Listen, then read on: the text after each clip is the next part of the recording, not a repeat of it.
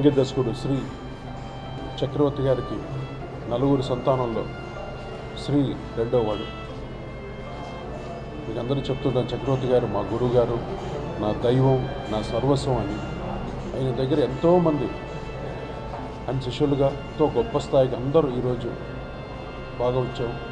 కానీ వాళ్ళ పిల్లలకి ఇంటికి ఇలా జరుగుతున్న అసలు ఎవరికి అర్థం కావట్లేదు.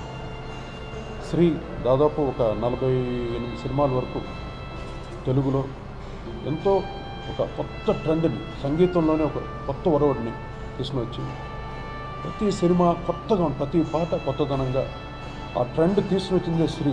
తెలుగు ఇండస్ట్రీకే ఒక ట్రెండ్ ఆఫ్ మ్యూజిక్ ఉన్నప్పుడు మా గురుగారు చక్రవర్తి గారు, తర్వాత రాజ్కోటిగా మేము చేస్తున్న తర్వాత శ్రీ ఒక కొత్త ట్రెండ్ తీసుకుని వచ్చాడు.